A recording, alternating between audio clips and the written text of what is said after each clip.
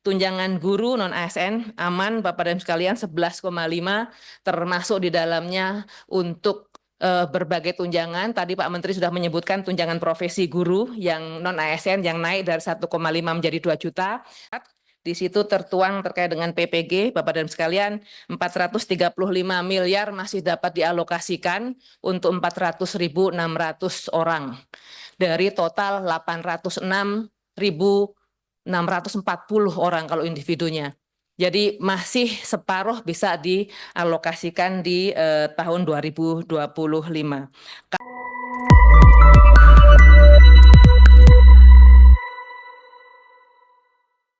Terima kasih Bu Pimpinan dan Bapak Ibu anggota Komisi 10.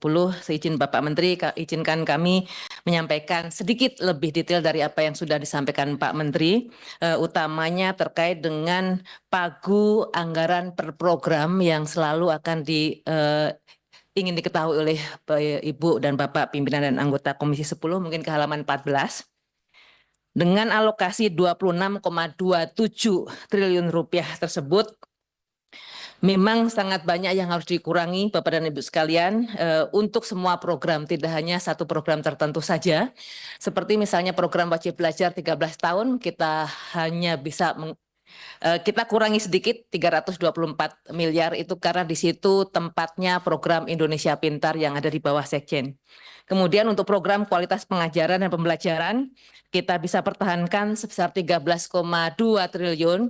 Di situ tempatnya tunjangan guru non-PNS sebesar 11,5 triliun yang sudah disampaikan oleh Bapak Menteri tadi. Kemudian untuk pendidikan dan pelatihan vokasi sangat banyak yang harus kita efisiensikan. Namun di sini kita mengalokasikan untuk SMKPK, Teaching Factory, kursus masih ada meskipun sangat berkurang.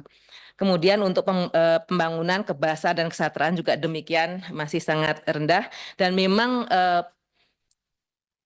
program dukungan manajemen untuk gaji dan sebagainya masih sangat banyak karena kita juga mempunyai 105 UPT tadi seperti yang disampaikan oleh Pak Menteri, Adikbud di 19 negara dan juga SILN Bapak Ibu Sekolah Indonesia Luar Negeri yang ada di 13 tempat. Kemudian berikutnya dari alokasi tersebut tentu banyak yang tidak bisa terbiayai juga, namun kami mengupayakan betul hal-hal yang masih prioritas untuk tetap dibiayai. Untuk pembiayaan dukungan terhadap program prioritas seperti BIMTEK, sosialisasi, peningkatan kapasitas termasuk MONEF, kami kurangi sangat banyak memang sebagaimana arahan Bapak Presiden untuk mengurangi kegiatan-kegiatan tersebut, apalagi dicantumkan juga Perjadin harus dikurangi bahkan kurang dari 50%.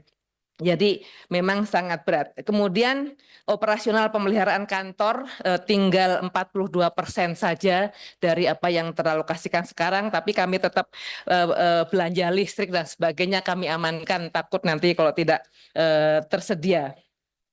Berikutnya, di halaman berikutnya, mitigasi kami terhadap dampak efisiensi anggaran tersebut. Pertama, mengubah skema pelaksanaan kegiatan, banyak yang akhirnya harus dilakukan secara daring, bahkan lomba-lomba pun kembali ke masa COVID, dilaksanakan secara daring dan sangat selektif terhadap bidang apa yang dilombakan. Itu contoh saja.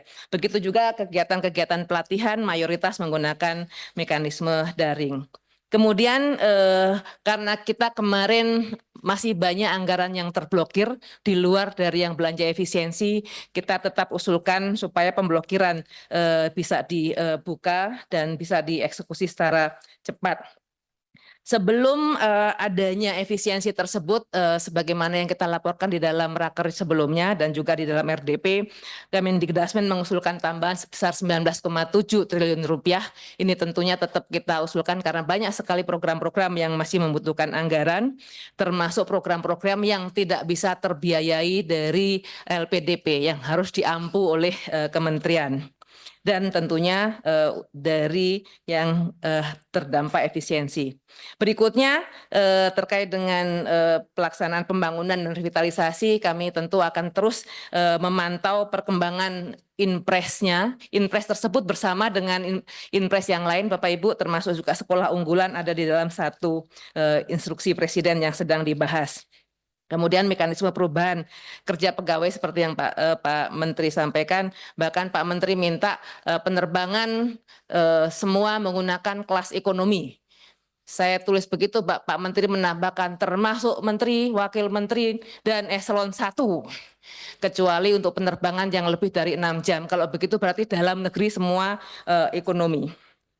Berikutnya jika diizinkan sepintas Bapak Ibu, angka-angka di halaman berikutnya bisa dilihat untuk menggambarkan apakah betul bahwa Kemendikbudrismen memprioritaskan seperti yang tadi disampaikan oleh Pak Menteri, seperti misalnya di Sekjen ada program wajib belajar 13 tahun, angka-angkanya kami pertahankan sedemikian rupa. Untuk detail anggarannya tertuang di dalam halaman 20 sampai halaman 31, termasuk juga target-targetnya. Untuk PIP di situ masih kami cantumkan 9,6 untuk 17,9 juta anak dari SD sampai SMA SMK. Namun sebagaimana yang kami laporkan sebelumnya, tambahan sekitar 3,8 sampai 3,9 triliun sudah mulai dibahas di Kementerian Keuangan untuk ditambahkan.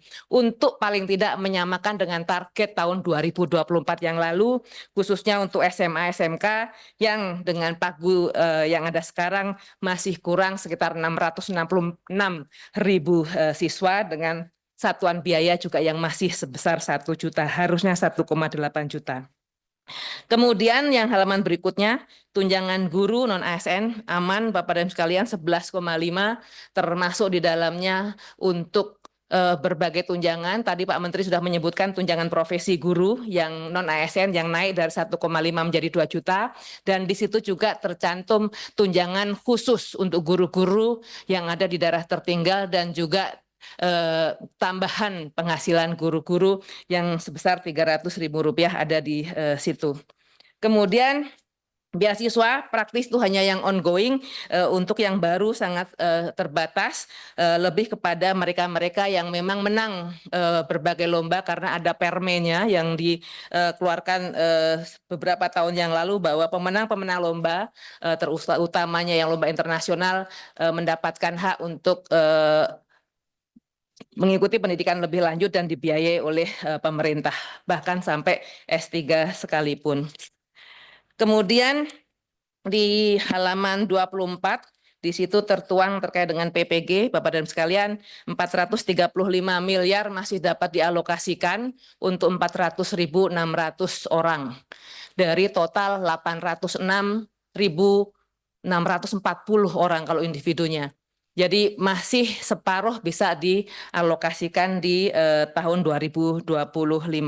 Kalau memenuhi seluruhnya 800.000 memang cukup berat, tidak hanya untuk pelaksanaan sekarang, tapi dampak tunjangan profesi yang juga harus disediakan tahun depan. Ini yang harus kita mitigasi terlebih dahulu ketika kita akan mengeluarkan membiayai untuk semuanya. Kemudian di situ ASN, non-ASN, sekolah negeri, sekolah swasta masuk Bapak dan sekalian. Jadi perhatian pemerintah kepada sekolah swasta tidak dibedakan untuk upaya meningkatkan kapasitas guru. Berikutnya, yang lain-lain vokasi barangkali di halaman 27 memang sangat tertekan sekali Bapak dan sekalian. Misalnya SMKPK kita baru bisa menyediakan 15 miliar turun dari 528 tahun yang lalu. Begitu juga untuk Teaching Factory tinggal anggaran 39 miliar dan sebagainya. Namun demikian kami mengupayakan agar pemilihan sasaran dapat dilakukan secara lebih tepat lagi. Untuk yang ada di Beskap misalnya, untuk memastikan penjaminan mutu dapat terlaksana dengan baik, dilakukan asesmen nasional di situ karena apa? Setiap tahun tetap harus ada, karena itu janji kita ada indikator di dalam RPG RPJMN yang setiap tahun ada target-targetnya. Kalau ada targetnya, maka kita harus punya angka. Kalau kita harus punya angka, berarti kita harus melakukan assessment tersebut. Meskipun sampelnya tidak sebesar yang biasanya, tetapi representasi di tingkat nasional, provinsi, dan kabupaten masih harus dijaga supaya standar pelayanan minimum yang juga menggunakan indikator tersebut juga dapat kita sediakan informasinya. PISA tahun 2025 yang nanti akan dilakukan bulan April dan Mei itu juga disediakan. Akreditasi sangat minim akan kita berikan hanya pada sekolah-sekolah yang belum terakreditasi. Kalau yang sudah terakreditasi selesai, maka kita masih bisa memungkinkan untuk otomatis dilanjutkan, kecuali ada catatan khusus misalnya kinerjanya yang luar biasa jatuh, maka itu perlu dilakukan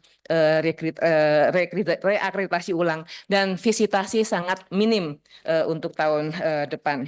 Ini tantangan untuk teman-teman Badan Akreditasi Nasional untuk mencari inovasi-inovasi bagaimana bisa melaksanakan akreditasi dengan baik dengan anggaran yang terbatas. Kemudian yang dari Badan Bahasa, kita masih alokasikan untuk pelestarian bahasa daerah, sebagaimana diamanatkan beberapa waktu yang lalu, supaya setiap daerah tetap bisa dibantu pembinaannya oleh pemerintah pusat, meskipun kewenangan pelestarian bahasa daerah ada di pemerintah daerah. Kemudian untuk peningkatan kecakapan literasi, buku bacaan masih disediakan meskipun sangat minim, tapi sudah ada kesepakatan dengan Perpustakaan Nasional bahwa nanti untuk perpustakaan sekolah akan dibantu oleh Kementerian Pendidikan Dasar dan Menengah, untuk perpustakaan desa oleh Perpusnas, namun untuk tenaga perpustakaan yang ada di sekolah akan dibantu pelatihannya oleh Perpusnas. Demikian Pak Menteri yang dapat kami sampaikan secara singkat tentang apa saja yang mengalami perubahan karena dampak efisiensi anggaran. Terima kasih Bapak. Terima kasih Bapak Ibu. Terima kasih Pak Menteri dan juga Ibu Sekjen. Saya balas dulu ya tadi